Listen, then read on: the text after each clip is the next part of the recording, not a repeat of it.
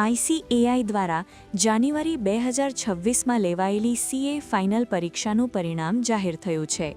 આ વર્ષે દેશભરનું પરિણામ માત્ર 10.97% રહ્યું છે, જે સામાન્ય વર્ષો કરતાં નોંધપાત્ર રીતે ઓછું છે.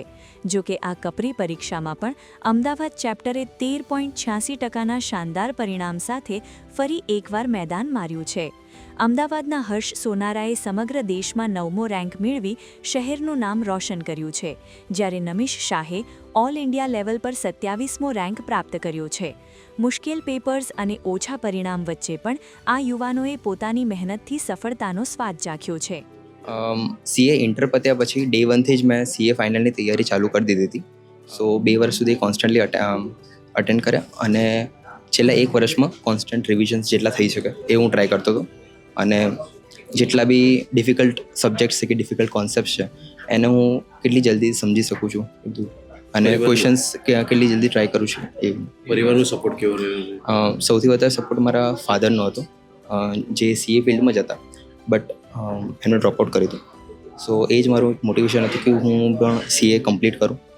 અને બીજી સપોર્ટ મારા મધરનો હતો પહેલાંથી જ, જ્યારે નાનો હતો તે અત્યાર સુધી એમનો સપોર્ટ સૌથી હતો. મારો સીએ ફાઇનલ જાન્યુઆરી 26માં AIR 27 આવ્યો છે, અને મહેનત માટે મેં ક્લિયર કરેલું કે મારે એક્ઝામ લીવ પર જવું એની પહેલાં મારે બધા સબ્જેક્ટને એકવાર લેક્ચર જોઈ લેવા છે. અને પાછળના જે 6 મહિના સ્ટડી લીવ મળે છે એમાં મને પહેલાંના 3 મહિના મારે ફર્સ્ટ રિવિઝન પર ફોકસ કરું છું, જેમાં હું કન્સેપ્ચ્યુઅલ ક્લેરિટી અને બધા સબ્જેક્ટ ઇન ડેપ્થ ભણીશ. પાછળના 3 મહિના જેટલા વધારે રિવિઝન થઈ શકે એટલા બધા રિવિઝન કરવા હતા, અને આઈસીઆઈના આરટીપીસ ને એમટીપીસ સોલ્વ કરેલા, જેનાથી કોન્ફિડન્સ વધે, અને વધારે પેપર લખશું તો એનાથી બી કોન્ફિડન્સ વધશે. એપ્રોક્સ પહેલા 3 મહિના 10થી 11 કલાક ને પાછળના 3 મહિના 13થી 14 કલાક ખેંચવું પડતું હતું. અમદાવાદ સેન્ટરના આંકડાઓ પર નજર કરીએ તો ગ્રુપ 1માં 872માંથી 178 અને ગ્રુપ 2માં 406માંથી 18 વિદ્યાર્થી પાસ થયા છે.